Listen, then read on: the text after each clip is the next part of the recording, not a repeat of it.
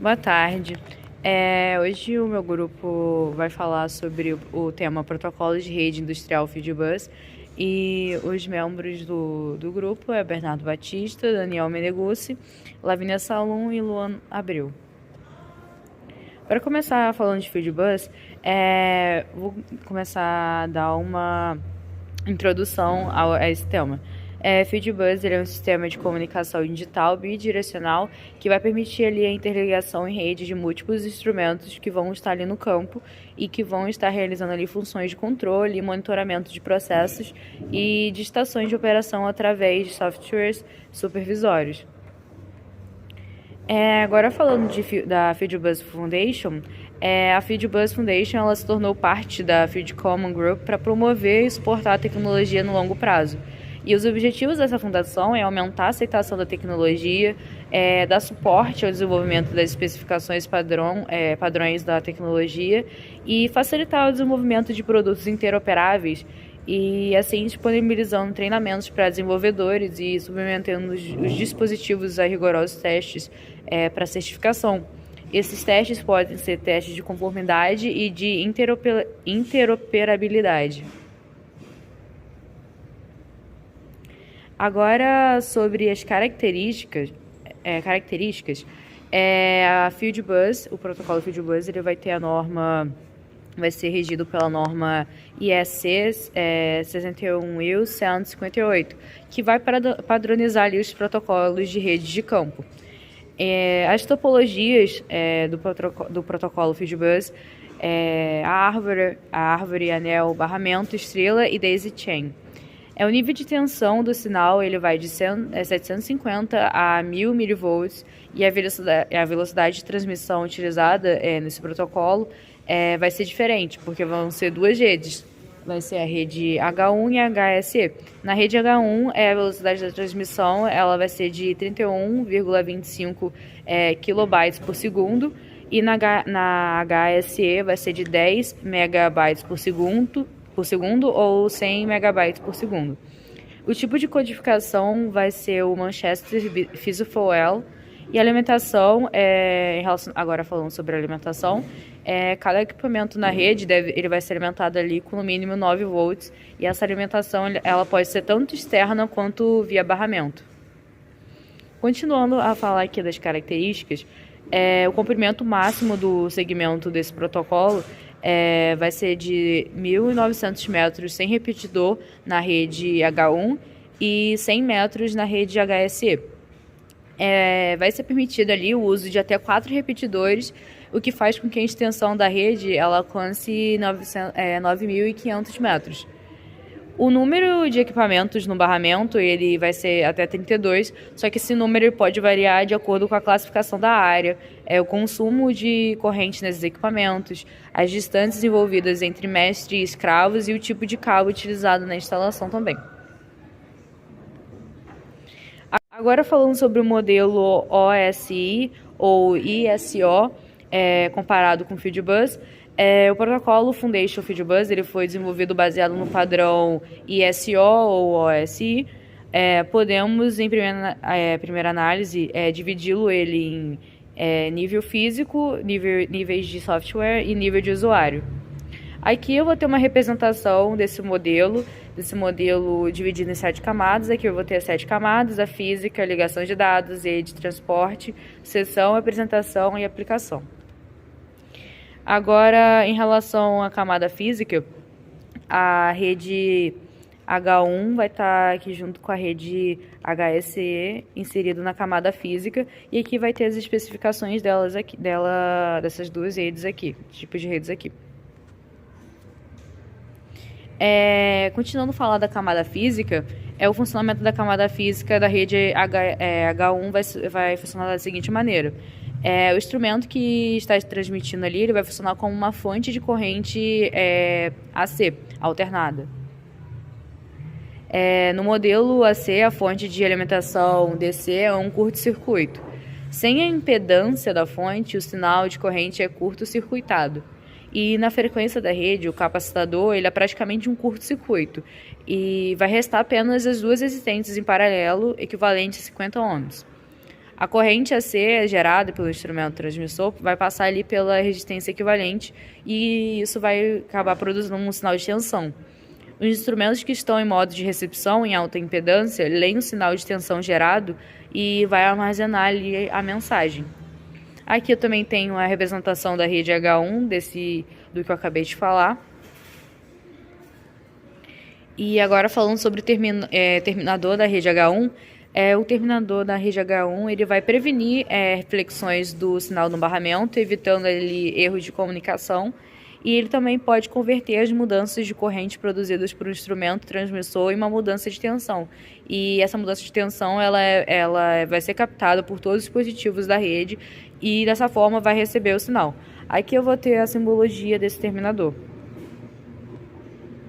Aqui eu tenho um exemplo aqui de um terminador e eu tenho um manual de instalação de um terminador Fieldbus BT302. Continuando a falar da rede H1, uma rede H1 ela vai se constituir ali de um ou mais segmentos de H1, embora na maioria das instalações somente o segmento H1 vai ser utilizado, e cada segmento H1 ele deve possuir 2 terminadores, um em cada extremidade. Os dispositivos Fieldbus H1 eles vão se conectar à rede ali através de suas portas de comunicação. E instrumentos de campo eles vão possuir ali tipicamente uma porta, enquanto que os link devices podem possuir várias portas. Aqui falando agora de host devices, servidor da rede H1. Host devices ele é um equipamento ali que ele vai estar ligado ao sistema Fieldbus, que vai configurar, monitorar e interagir com o processo sem necessidade de permanecer ali no campo, podendo SDCD, o Sistema Digital de Controle Distribuído, um sistema SCADA, Supervisory Control and Data Acquisition, sistema de supervisão, controle e aquisição de dados, ou microcomputador comum. Também tem o repetidor, que é um equipamento com barramento energizado ou não, utilizado ali para estender um segmento Fieldbus. Ainda sobre o Fieldbus rede H1, tem um gateway, que é um equipamento com barramento energizado ou não, utilizado para conectar um ou mais segmentos em outros tipos de protocolos de comunicação. Tem um bridge, que é um equipamento com barramento energizado ou não, utilizado para conectar segmentos Fieldbus de diferentes velocidades, a fim de formar uma extensa rede. No próximo slide a gente vai ver isso, por exemplo aqui tem um bridge, e aí tem um segmento com 100 megabits por segundo, outros dois de 31.25 kilobits por segundo, e aí junta tudo no bridge e manda pro computador. E aqui tem uma rede H1 com um único segmento. E aí a gente pode ver o Splice Queue, Truck, o Spurs, Device, Bus terminador.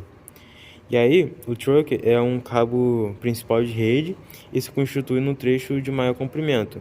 Tipicamente sai de um painel que abriga o link device, percorre todo o campo até chegar ao último instrumento. Os Spurs são trechos menores de cabo que ligam ao cabo Truck, facilitam o manuseio dos instrumentos, sem afetar o restante da rede. Quando o trecho de cabo que liga um instrumento ao truck é menor que 1 metro, não é contabilizado no tamanho da rede e é chamado de splice. Normalmente, os splice são ligados ao truck através de caixas de junção. E aqui tem dois exemplos de caixa de junção e um manual das duas aqui embaixo, o manual da caixa de junção Fieldbus JB400 e da JM400.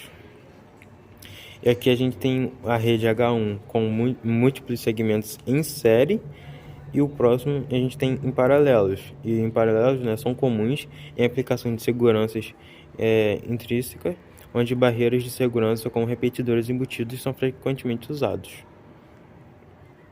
E aqui tem um repetidor, embaixo também tem um manual do repetidor Fieldbus RP302. E aqui tem a topologia da planta nível HSE, tem o LD, o nível H1, a caixa de junção, os terminadores não estão sendo mostrados. E aí tem o FM, linhas com ramos, pontos ponto a ponto e árvore. E aí o comprimento dos Spurs é basicamente dependente do tipo de cabo, mas tem tamanho máximo e depende do número de dispositivos conectados. Não deve haver mais do que 4 dispositivos push-pull. Não são necessárias conexões especiais para ligar os pulls ao truck. E aqui tem um pouco sobre o cabeamento, né? O tipo de característica dos cabos. Tipo A é recomendado para melhor performance. E aí tem do A, B, C e D. E aí, dependendo do tipo, tem o comprimento máximo diferente, né? A bitola dele é diferente também, né? E o trançado e se tem blindagem ou não.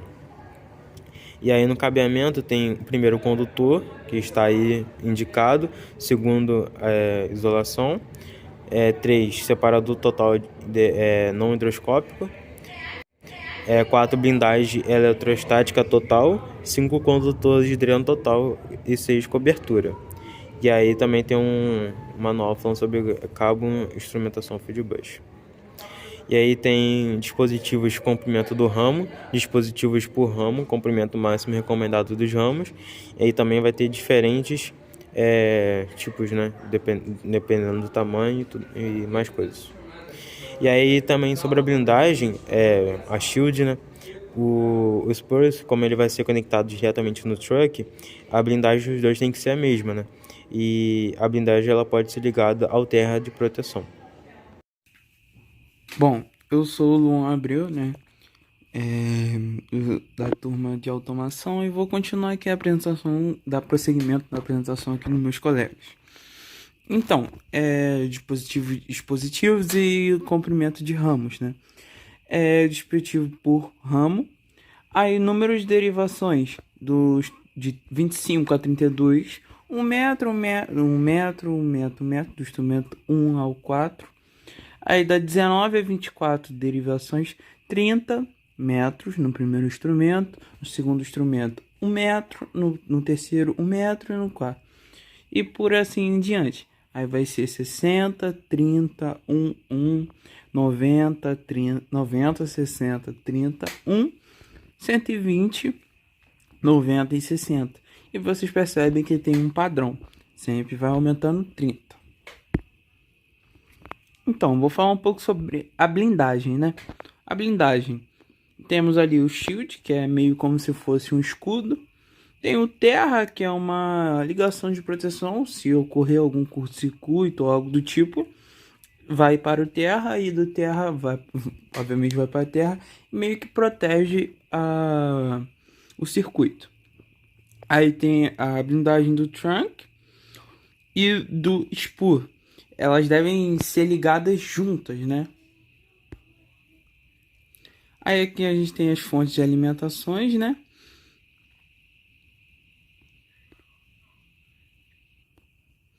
Bom, a fonte de alimentação ela fornece energia para os dispositivos de campos e permite a comunicação entre eles, né? Bom, então, né, eu vou falar um pouco sobre o gerenciador de rede H1, né? É um protocolo de comunicação, né, bidirecional, que é usado para comunicação entre eles, né, e nos dispositivos de campo e para o sistema de controle, né. Ele é utilizado um par trançado por mídia de fibra, né, e é utilizado para se comunicar com o controlador. Bom, eu vou falar um pouco, aqui tá uma demonstração, e lá para frente vou falar sobre as tolerâncias de falha. Tolerância à falha, né? Aqui tá outro exemplo. O LAS, mais para frente eu vou falar sobre ele, só que nos próximos slides. Aqui vou falar sobre as tolerâncias de falhas, né? A falha em uma estação de operação não afeta as outras. A desconexão ou remoção de um dispositivo de campo não afeta os demais. O controle pode continuar com a ausência do host. Se o host for tirado, ele pode continuar. Redundância da fonte. O chaveamento de alimentação é automático, não afeta o sistema. A falha em um barramento não resulta em perda de controle. Bom, comunicação cíclica, né?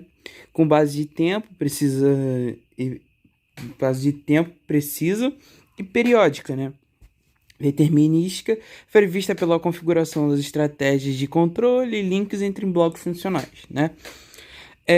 No horário programado, o LAS envia uma mensagem tipo CD, compile data, é, para o instrumento que subsequentemente publica seus dados para a rede. Todos os instrumentos que usam este valor publicado recebem um dado neste mesmo momento. Ou seja, ele vai publicar um código e todos os instrumentos que têm aquele código vai receber esse mesmo dado, né? Aí modelo produtor barra consumidor. Link Activity Scheduler. Basicamente, o LAS ele é o gerente da rede H1, como eu expliquei lá atrás. Somente um dispositivo com LAS pode controlar a comunicação no barramento. Somente um dispositivo com LAS pode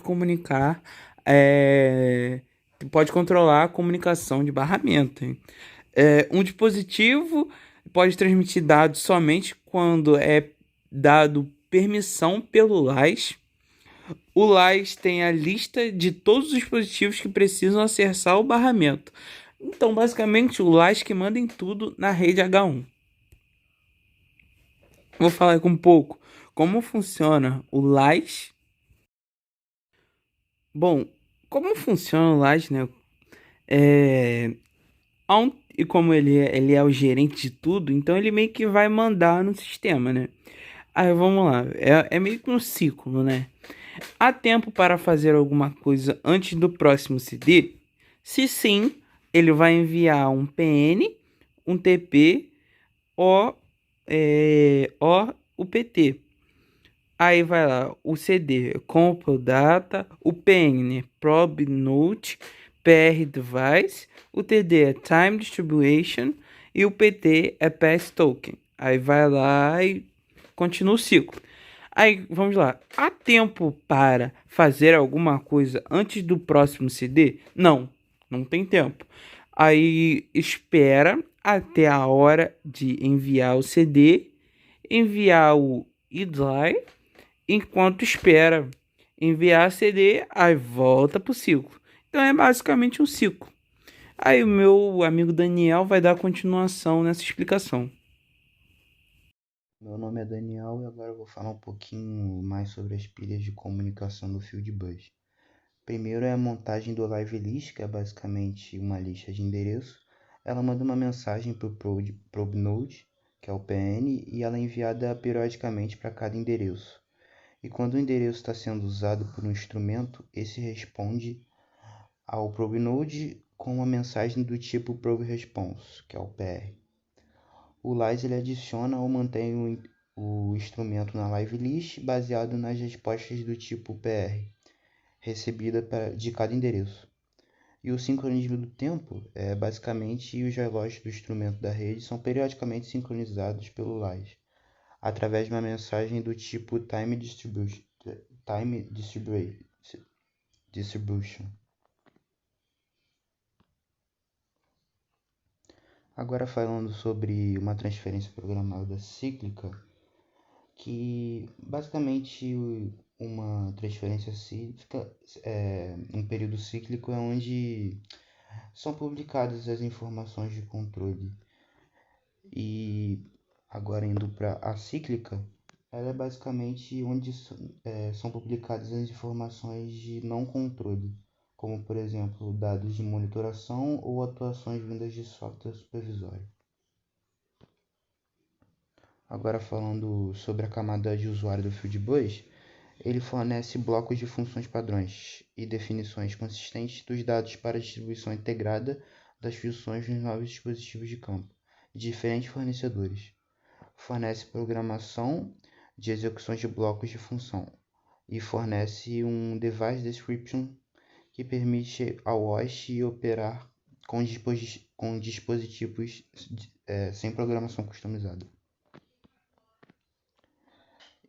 E agora falando de alguns blocos de função, Vamos começar pelo bloco Resource. Bom, basicamente os blocos de Resource, eles são blocos que contêm dados que é específico ao hardware, que está associado com seus recursos. Eles não têm ligação, não têm processamento de dados e cada instrumento tem que ser com um bloco, cada instrumento tem que ter um bloco hash. Além disso, ele concentra basicamente todas as informações do dispositivo e não pode ser linkado. Todos os parâmetros são internos. E agora falando dos blocos de função, as suas funções básicas são o que está aparecendo no próprio slide, que são monitoramento, controle, seleção, as operações matemáticas e a própria atuação. E alguns tipos de bloco, que no caso são as entradas, que pode ser uma entrada analógica, uma entrada digital e etc. As de controle, que pode ser a integrada, a derivada, ou a PID, etc. E o cálculo são operações aritméticas, integrador e etc. também. E os auxiliares, que são temporizadores, alarme discreto e analógico, etc. E as saídas são saídas analógicas, digitais e etc. Bom, agora falando dos blocos transdutores ou transducer, eles são basicamente blocos que pegam as informações obtidas pelos sensores e transformam em sinal digital. Por exemplo, no caso de alguns transmissores ou de posicionadores, ele transforma sinal digital em pressão, além de outras informações de ajuste. Bom, agora falando dos benefícios de FieldBus, eles são vários, assim como está aparecendo no próprio slide.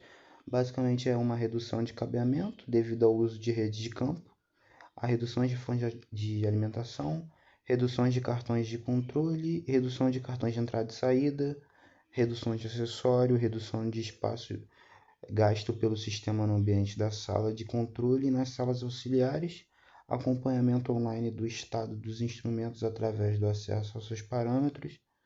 O gerenciamento dos instrumentos pode ser usado para assegurar que os dispositivos estejam em boas condições, aumentando a disponibilidade do sistema e qualidade da confiabilidade dos dados. Bom, é basicamente isso. Esse foi o nosso grupo sobre o protocolo FieldBus. Espero que vocês tenham gostado. Agora está aparecendo na tela aí algumas referências bibliográficas. E é isso aí. Muito obrigado.